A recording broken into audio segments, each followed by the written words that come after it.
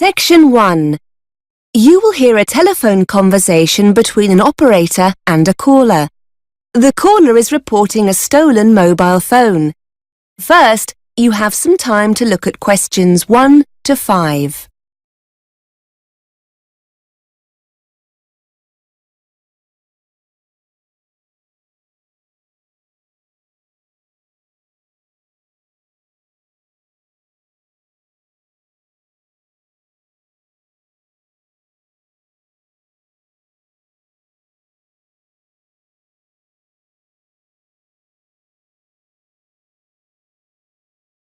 Now we shall begin. You should answer the questions as you listen, because you will not hear the recording a second time. Listen carefully and answer questions 1 to 5. Good morning, Z Mobile Services. This is Tess speaking. How can I help? I want to report a stolen mobile phone. Could you confirm your postcode, please, sir? It's CN2 1EB. Thanks. And your house number? 34. OK. Can you give me the telephone number of the phone that was stolen? Yeah, it's... Wait a minute. It's 07890 07890 623 623 570. 570. OK. So it's 07890 623 570. Yeah, that's right. Can you just confirm your name? Yeah, it's Thomas Green. Is that Thomas spelt Thomas? No, there's no H. It's just Thomas. Tomas. OK. So you said your phone was stolen? That's right. I reported it to the police this morning. That's good. I'll need to take down your crime reference number. I've got it here. It's CZ... CZ... -17624. 17624... -5. 5. Thank you. Let me run through that again. CZ-17624-5. That's it. Just a few more details. Can I have your IMEI number? Oh, what's that? It's the International Mobile Equipment Identity Number. It's Sorry, I don't have it. Not to worry. We'll deal with that in a moment.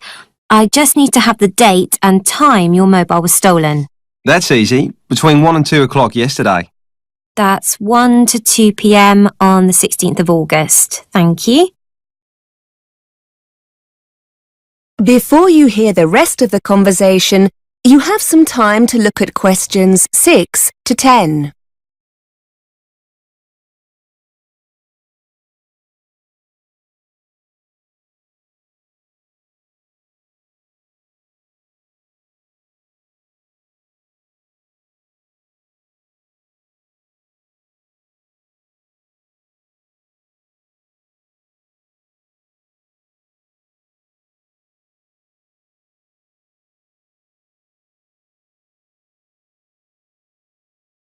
Now listen and answer questions 6 to 10. Now, I just need a few details of the incident, if you wouldn't mind. Sure. I was in the Bang's coffee bar in the city centre. I definitely had my phone with me when I sat down. In fact, I remember checking to see if I had any text messages. But when I came to leave, it wasn't on the table. Did you leave the phone unattended at any time, perhaps to go to the toilet? No, that's the funny thing. Like I told the police, it was very busy in there because it was lunchtime and all the tables and chairs were pushed really close together. There were a couple of other people at my table. Someone must have leaned across when I wasn't looking and slipped my phone into their pocket. Oh dear. Oh no, it's such a pain. I suppose I'll have to pay for a replacement. Fortunately, you're covered by our 12-month care plan, so there won't be a charge for replacing it this time. But I have to tell you, if it happens again within the next 3 months, you may have to pay a fee. Fair enough. How soon can you send me a new one? We've got 2 options. You can get it sent by courier for next day delivery for a small fee, or we can send it in the standard post free of charge. You should allow about 5 days for it to arrive. That's a bit difficult. I'm going back to Australia the day after tomorrow to see my parents for a month. Any chance you could send it to their address? No, I'm sorry. We can only send replacements to UK addresses. In that case, I'd better have next day delivery then. OK, so just to confirm the delivery address, is it 34 Solent Gardens? That's it. The final thing we need to do is to put a block on your phone. You mean to stop the thief from using it? I was wondering about that. What I need to do is put your IMEI number in the central register, which will essentially prevent anyone else from making calls from your phone. Now, the IMEI number is a 15-digit number that you can see underneath the phone's battery. Do you have a record of it? No, sorry. Is there any other way to find the number? Yes. We usually trace it from a call you've recently made. In a moment, I'll put you through to my colleague who deals with that. By the time you've finished with him, your mobile will no longer operate. Good. And with your new phone, I'll also send you a crime prevention leaflet, which will give you some tips on how to protect your phone from being stolen again. Thanks. You've been really helpful. Don't mention it. Just putting you through to my colleague now. That is the end of section 1. You now have half a minute to check your answers.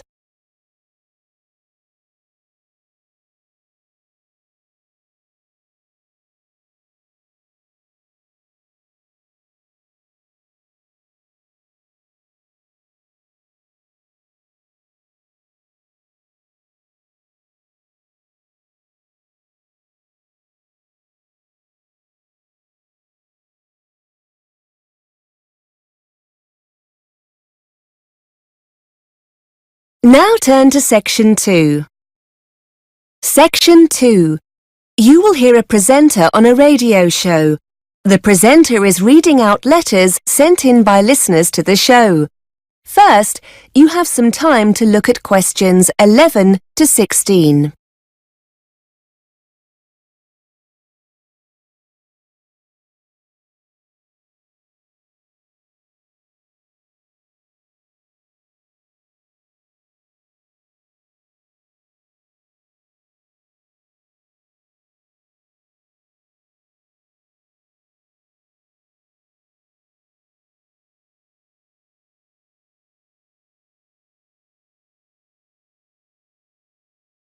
Now listen and answer questions 11 to 16. Hi, you're listening to Mark Ambrose, and I'll be with you through to midday on Talkback, the show where you tell us what you think about Radio Western. I'm sure you've all heard we have a new boss here at Radio Western, and she's very keen to get your feedback. Well, you've certainly taken her invitation seriously. We'll be dipping into the postbag for your feedback in just a moment, and speaking to a surprise guest or two later in the show. I must start by saying a big thank you to Tony Marsons. Judging by your letters, he did a great job of covering the show last week whilst I was away. Thanks, Tony, if you're listening, and thanks for all the emails asking about my holiday. I had a long, rather boring flight home late last night, but I must say I had a wonderful time. The food was absolutely delicious, and the locals we spoke with were really friendly.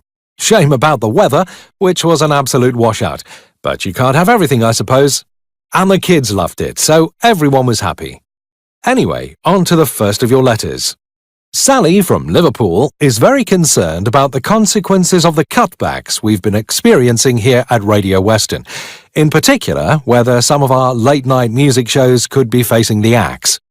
We're force-fed a great deal of pop music throughout the day, writes Sally, and some of your listeners look forward to the more niche musical genres you cover in the evening. Are these in danger when you rearrange the schedule? Not at all, Sally. In fact, look out for one or two exciting new shows over the coming weeks.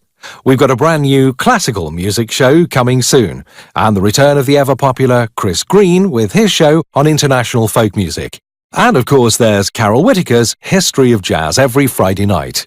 Hopefully this will put your mind at rest, Sally. Before you hear more of the radio show, you have some time to look at questions 17 to 20.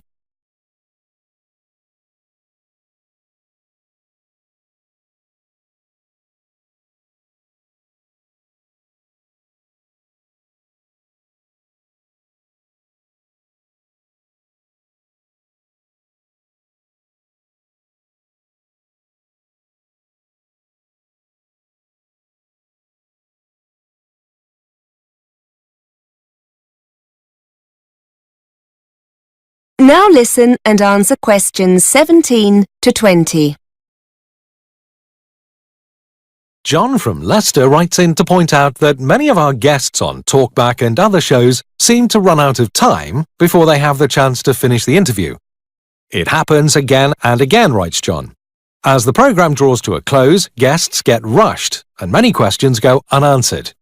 Why don't you offer some kind of after-show online channel where the guest can continue answering listeners' questions? I think that's a great idea, John. And, as you go on to say, if it were recorded, people who don't get the chance to hear the live show could catch up later. We'll certainly pass this one up to management. I'm sure a service like this would go down really well on our website. Now, Clive has a question that would be of interest to all us over 50s fans of Radio Western. Clive wants to know why we don't feature more issues related to this age group and cater more to this group's taste in music. As Clive explains, as a regular listener, I'm concerned about your age profiling. Presenters seem intent on covering topics that appeal very much to the 30-somethings, which is great for them, but what about people of other ages? Clive would like to see music shows aimed at the older generation and more on problems facing the over 50s in our consumer affairs shows. Well, Clive, certainly hate to think you're feeling excluded from our schedule. What about other listeners? Do you think we're getting it about right? Or is there room for improvement? That is the end of section 2. You now have half a minute to check your answers.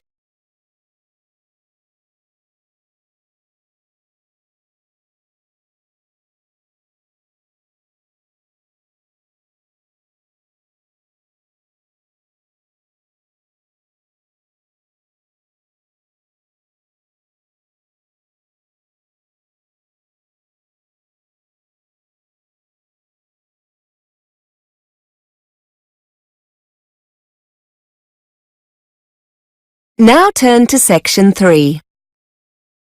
Section 3. You will hear 2 university students discussing how they should prepare for a presentation they are to give. First, you have some time to look at questions 21 to 25.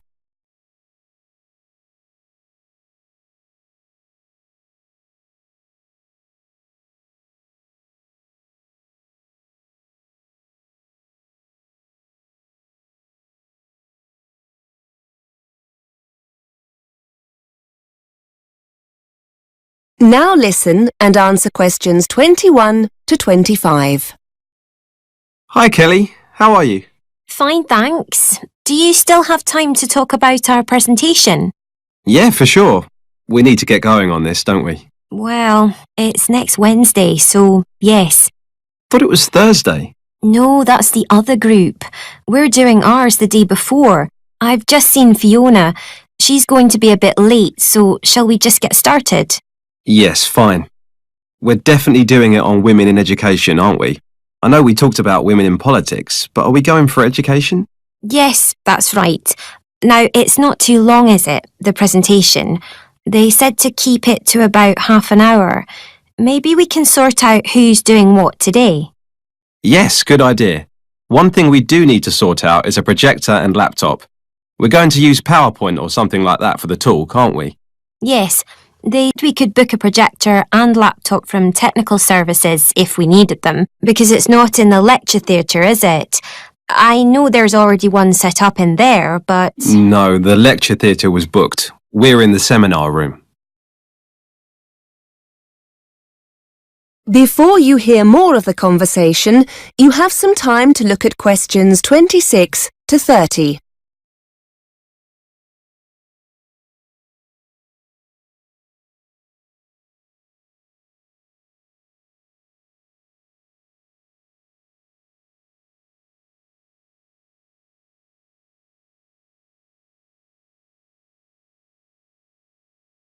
Now listen and answer questions 26 to 30. OK, so what's the next step? We need to work out who's doing what, don't we?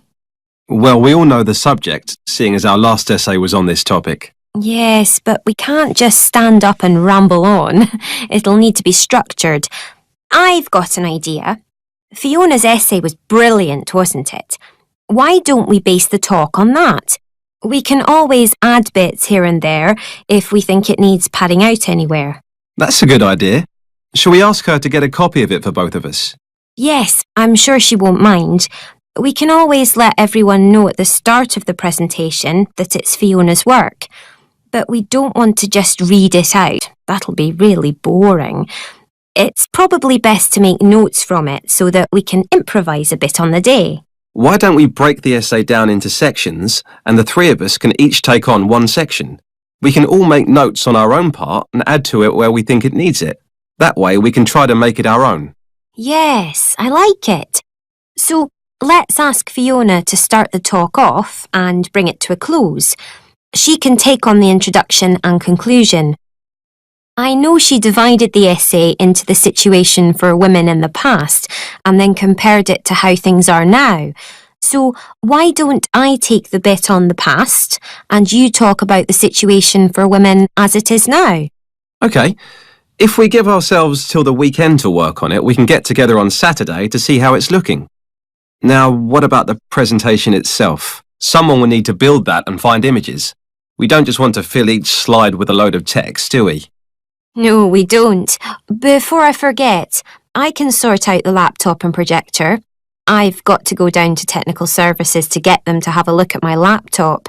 They reckon they can get it to run a bit faster.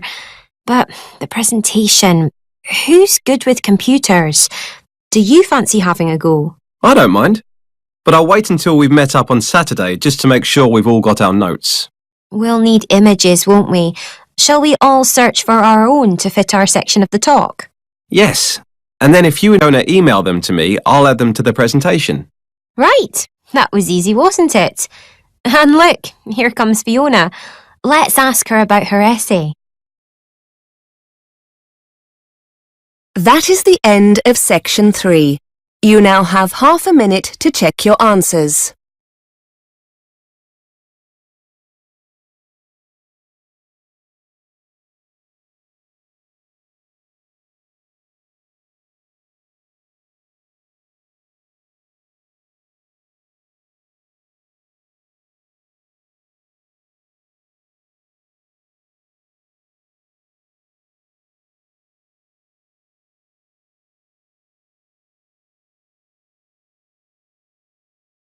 Now turn to section 4.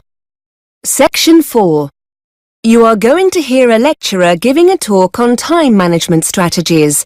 First, you have some time to look at questions 31 to 37.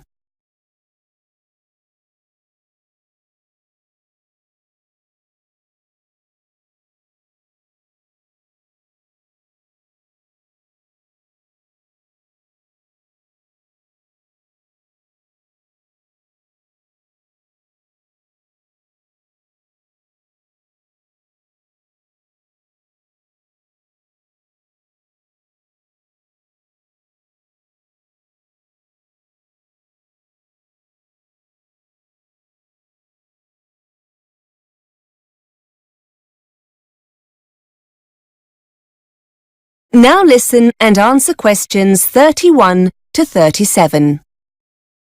Hi everyone. Today Mark has come in to talk to you about time management strategies. If you remember, in the introductory session, I told you the difference it can make to your studies, so this is an incredibly important session. Thanks, Mark. Hello. Yes, I'm Mark. I lecture over in the business school, but I have a bit of a reputation for being rather evangelical about time management, and I'm often invited into other courses to talk about it. So, here I am. You've now come to the end of your first week at university, and you've probably noticed how different it is from school or college. For some people, this step up comes very naturally, but in our experience, many students find this new regime a challenge. People aren't watching over you anywhere near as much, and you're expected to be far more responsible for your own learning. Research I've carried out shows that 65% of male students have poor time management skills. It's not quite so high for females, but still, a majority of 55% would benefit from developing these skills. Students who don't will see their grades and general progress suffer as deadlines are missed or work gets rushed, with a decline in the quality of work as a result. In a nutshell, you need to be aware of the big picture, to know what's coming down the line at any given time and what needs prioritizing. Start by creating that big picture using our yearly academic planner, and don't hide it away in a drawer somewhere. Give it pride of place somewhere, like on the bedroom wall, so you'll have daily reminders of what's approaching. During this first week, you'll have been given seminar and lecture times, essay deadlines, exam dates, and so on. Add these dates to your planner and add any new deadlines, such as seminar presentations or tutorial dates, as you get them. Those important non-academic occasions shouldn't be ignored either. Trips back home for family celebrations need to be factored in. Looking at your planner, the first thing that will strike you is how much time you have on your hands. Just a few seminars here and there, a couple of lectures on Tuesday and Thursday. Easy, you think. But this is very misleading indeed. Your planner only looks empty because it doesn't show all that essential self-study you'll need to do. And, as there's no one else structuring this time for you, you'll need to manage this yourself. You don't want to waste those hours between lectures or seminars in the cafe. Use this time to read through your lecture notes, prepare for the next seminar, or do some research for that next assignment. Essentially, structure your days on a 9-to-5 basis as if you were a full-time employee, and start to calculate how you're going to fill those gaps efficiently. Start by considering how you're going to meet all those deadlines. If there are any cooks among you, you'll know that putting a nice meal on the table requires more than just, well, cooking. You need to research the ingredients, buy them, chop, slice, mix, and so on. Cooking itself is a long way into the process.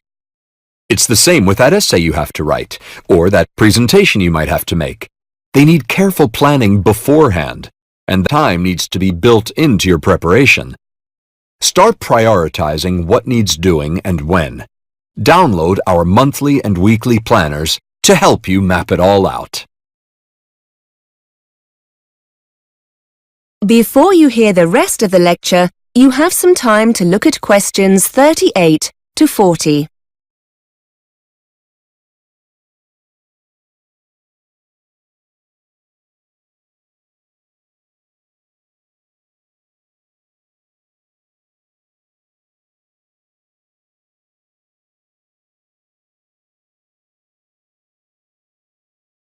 Now listen and answer questions 38 to 40. And here's an important point. When you're planning what to do, be task-oriented rather than time-oriented, and set achievable goals. Finding images for a presentation, for example, is measurable. Simply writing research 10 a.m. to 11 a.m. isn't. This task-oriented approach will be immensely helpful, forcing you to break your preparation down into individual, achievable steps. Try to assess when busy periods are likely to occur, such as the week leading up to an assignment deadline. Are there any evenings during the week you could put aside for extra work? And, just as importantly, make a note of any times you won't want to be working. You'll need time for you, sessions in the gym, evenings when your favorite programs are on TV. Don't forget to schedule in time for non-academic activities like going shopping or doing the laundry. It's best to have a fixed time each week for jobs like these, so they don't interfere with your academic work. Finally, decide where you're going to do your self-study. Will you be distracted by the TV, the internet, or friends if you stay in your room? Perhaps the library will be a better place. Anywhere that encourages you to prevaricate should be avoided at all costs. Starting with the big picture and then working towards individual goals will leave you feeling in control rather than being pulled here and there, firefighting as the next deadline looms. That is the end of section 4. You now have half a minute to check your answers.